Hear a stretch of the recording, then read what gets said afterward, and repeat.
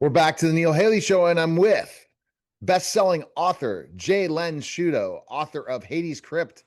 How are you, Jay? Great talking to you, Len, and I'm excited because we're going to continue this conversation. And you want to premise something before we get started, and I think that I've already put that in disclosure, that this is, again, you researching information on the internet. So explain that to people before we go to this deeper topic. Sure. First of all, good morning, Neil. Hang on, I got a frog in my throat. Good morning, Neil. I hope everything is well with you. Good Very morning, good. listen. I hope everything is well with you. It's 52 degrees down here, and we don't have any snow in Florida, at my end anyway.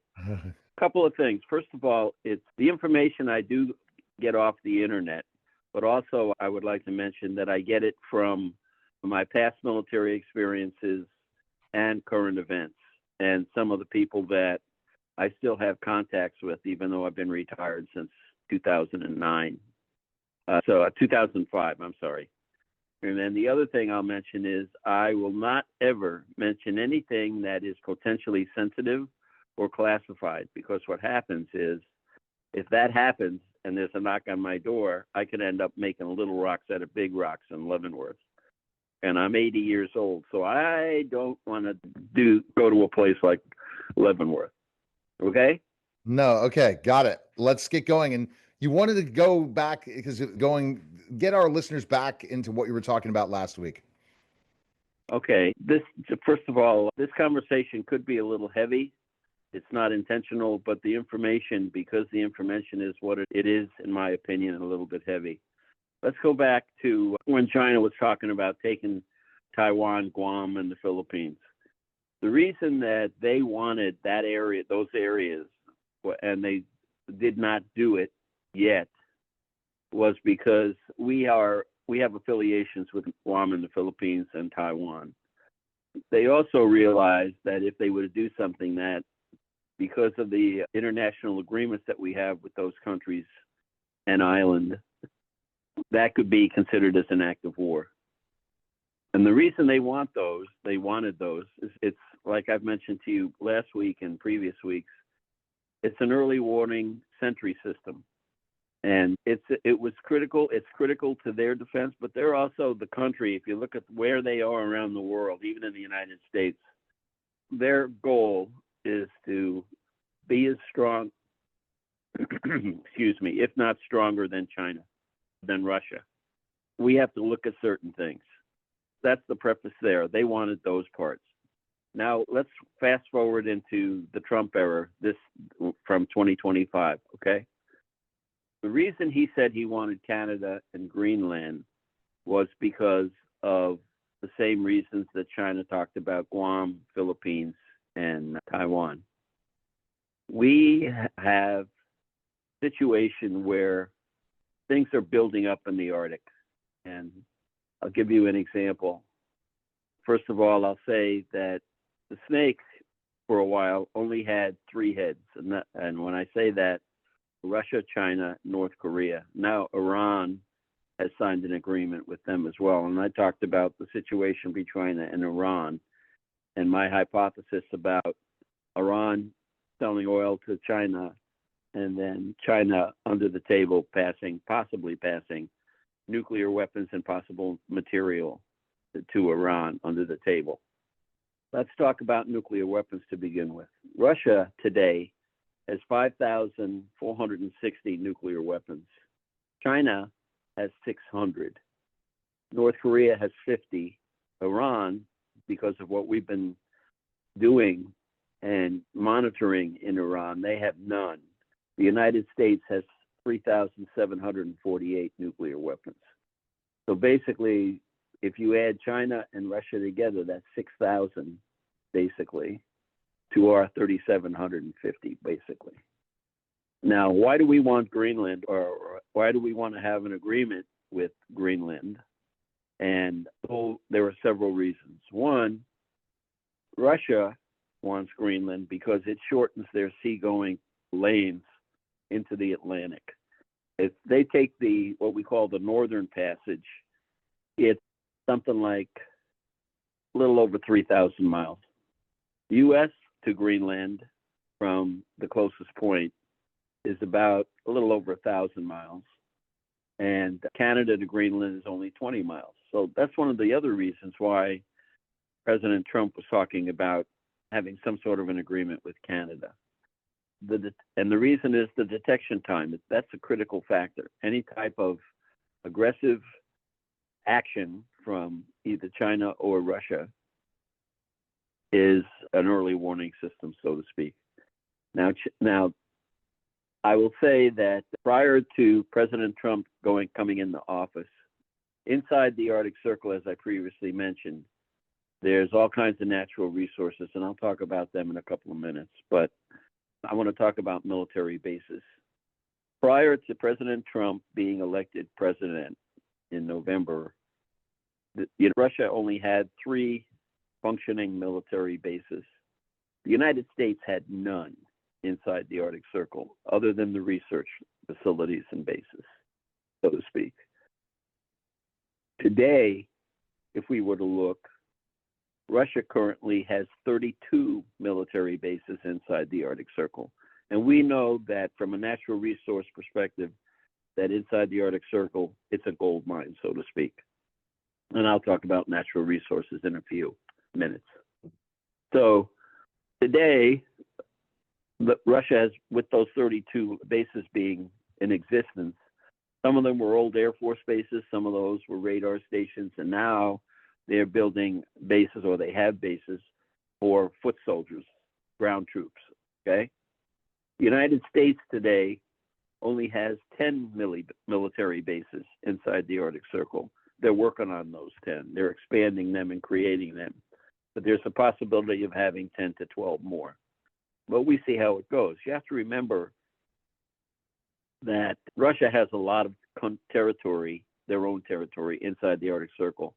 The United States doesn't have a whole heck of a lot, so it's critical. Those 32 bases that Russia has, there's a possibility that they could continue to increase their presence inside the Arctic Circle. Now, one of the things that I think that's important is an organization called NORAD. And NORAD is called North American Aerospace now Defense Command. They changed the name from Air Defense to Aerospace. That agreement is only between U.S. and Canada. There are no other countries that are involved. There are 8 countries inside the Arctic Circle. 7 of those are NATO countries. The only country that is not a NATO affiliate is Russia. If we were to talk about, there was an armed conflict involving land, sea, and air forces.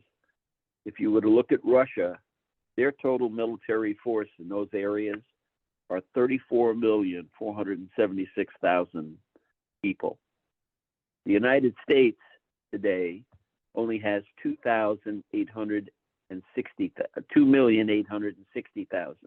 So the ratio, they outnumber us 12 to 1 in all types of military presence, so to speak.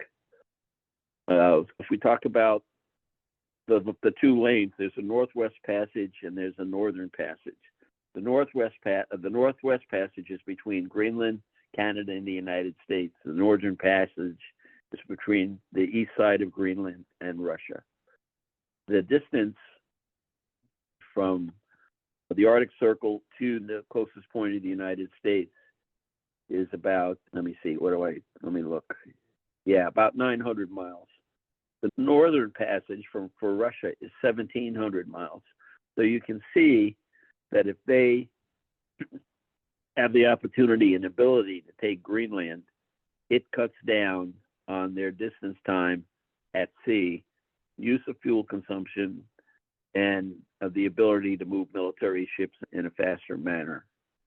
Those total ships, if we look militarily, Russia has only 1 carrier and 81 submarines.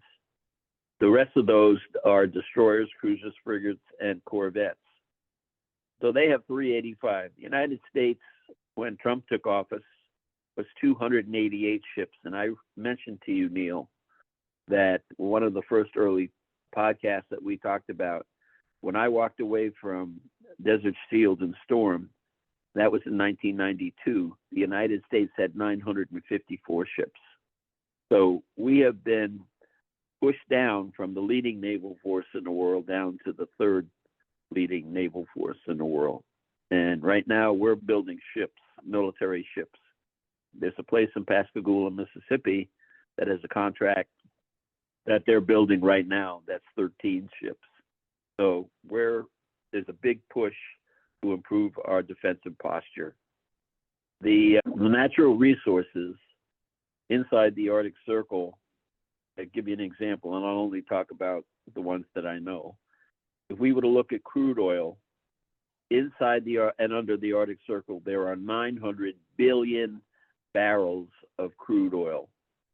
There are 1,670 trillion cubic feet of natural gas, plus the precious metals.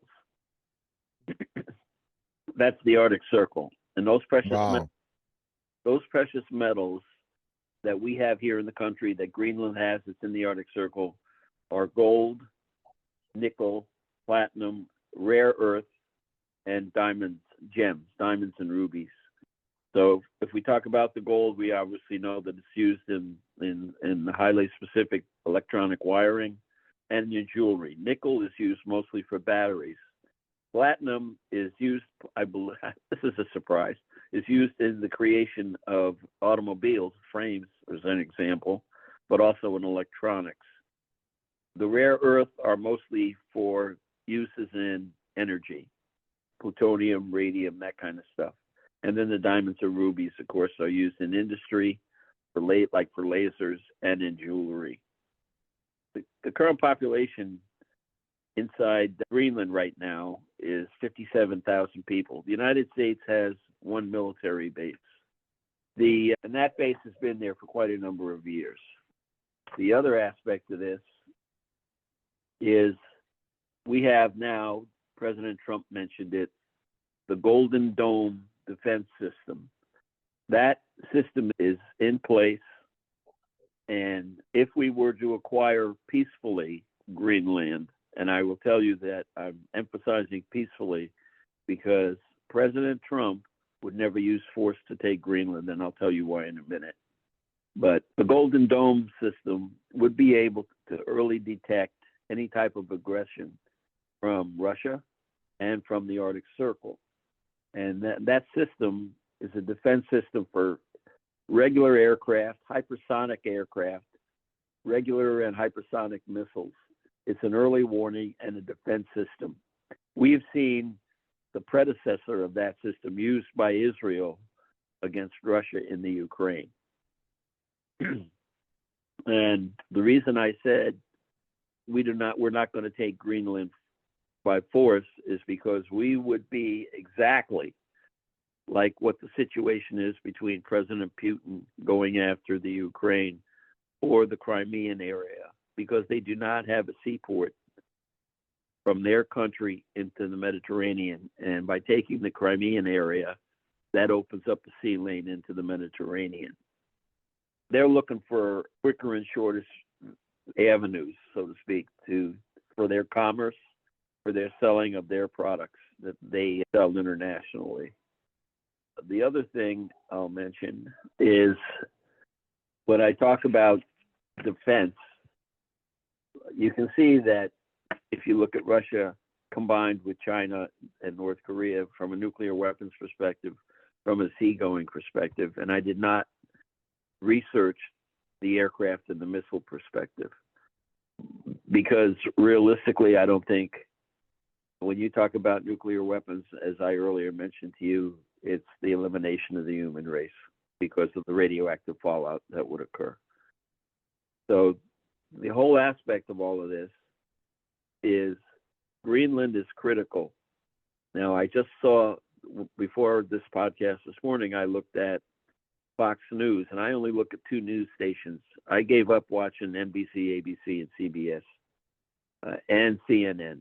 I look at Newsmax, and I look at Fox News, and I will tell you that both of those news programs are objective and they present the facts. However, I have to mention that Fox News is very much a conservative news media, but they do present the facts in an objective manner with a slight conservative slant. What I like about them is they present the facts. Newsmax presents the facts. They do not put a political slant on what they report. So those are important as well. I think a lot of people are unaware of that. They believe that what they're hearing and seeing on those television stations and that television program, CNN, they have to realize that a lot of that is not true. It's biased, I'll put it that way. So Greenland is critical to what we talked about. And the reason we want to try to annex peaceably Greenland is for this golden excuse me, this golden dome missile defense system. It's critical from the Arctic especially. Greenland also, if we protect our Northwest Passage, forces Russia to use the Northern Passage, which is almost double what it would be if they were to control Greenland. So it's a mess. And if we were to forcibly take Greenland, we'd be exactly like Putin in the Ukraine scenario. And I don't think the rest of the world, we'd lose a lot of our international support, I'll put it that way.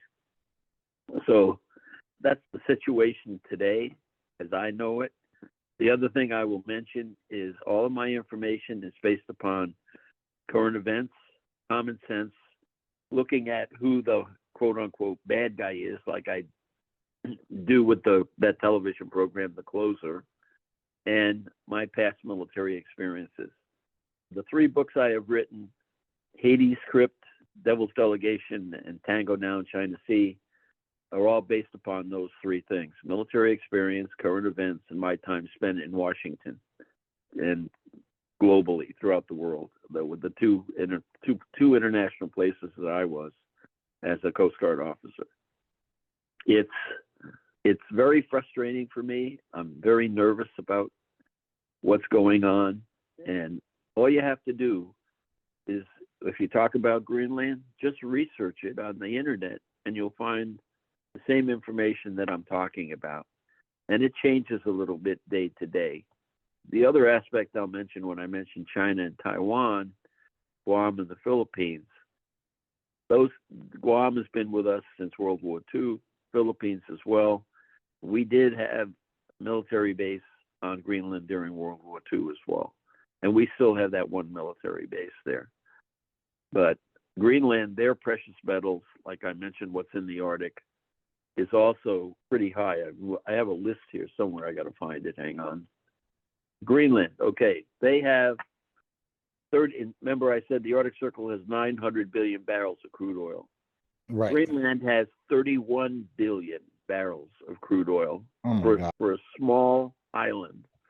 And it has, I said, inside the Arctic Circle, there's 1,670 trillion cubic feet of natural gas, okay? Inside Greenland, there's 45.9 billion cubic feet of natural gases.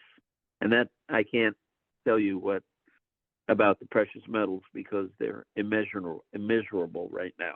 They know they're there, but they don't know what the quantities are.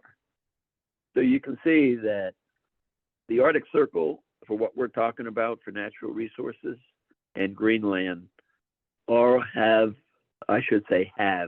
a high significant level of importance.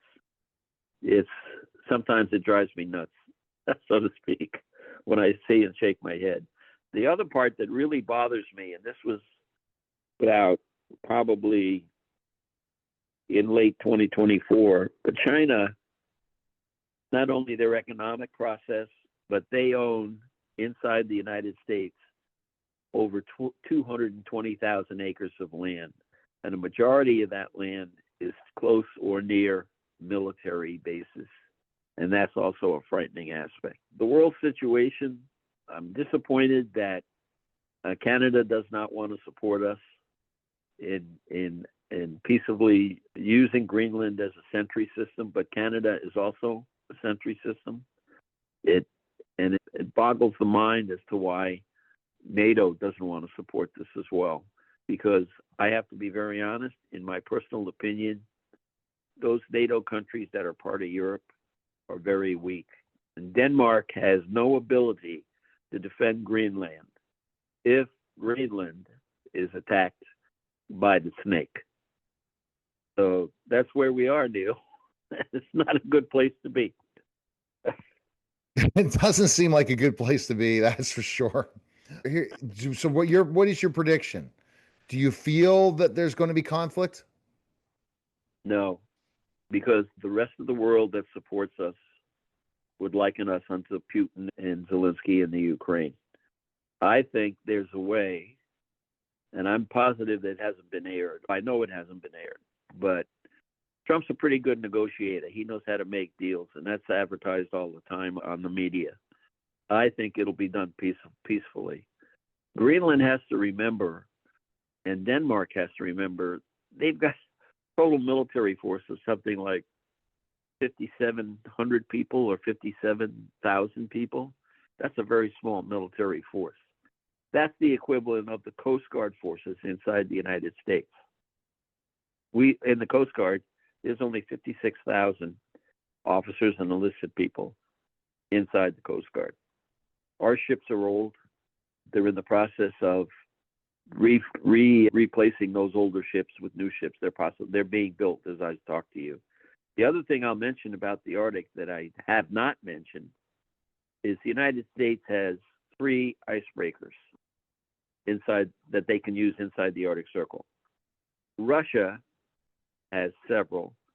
However, China only has 3 as well, but recently they are creating 6 more, and of those 6, 3 are due to be inside the Arctic Circle sometime in this year.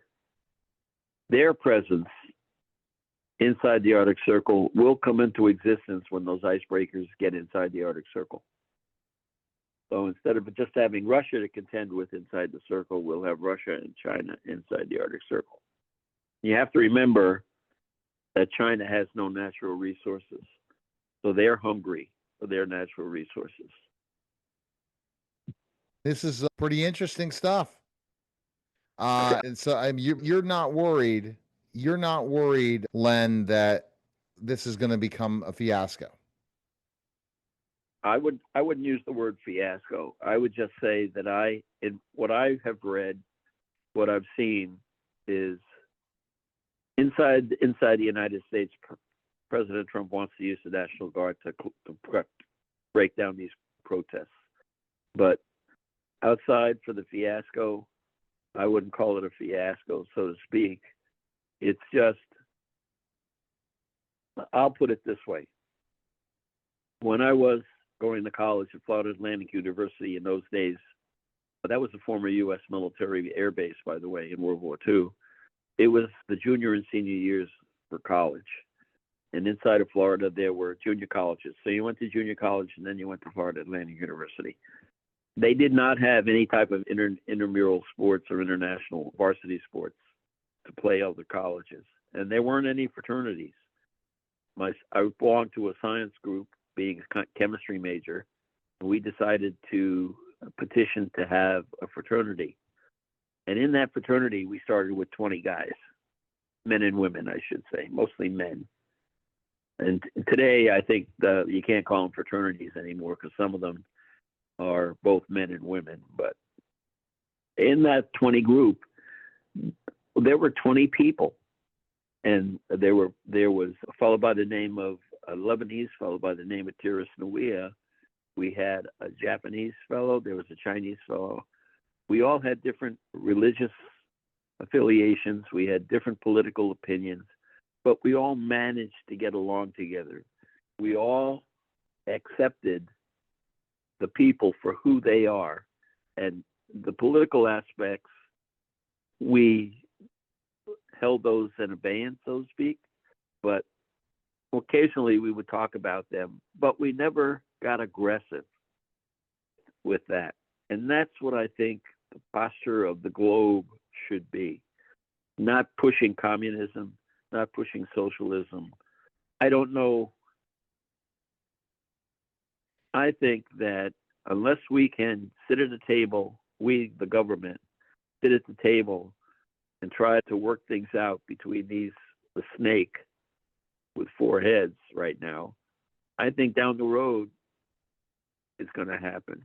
Unfortunately, it may not happen in our generation or our grandchildren's generation, but somewhere down the road, one of these countries is going to be strong enough and aggressive enough to say, we want the world to be communist. And I'll talk about the United States for a minute here.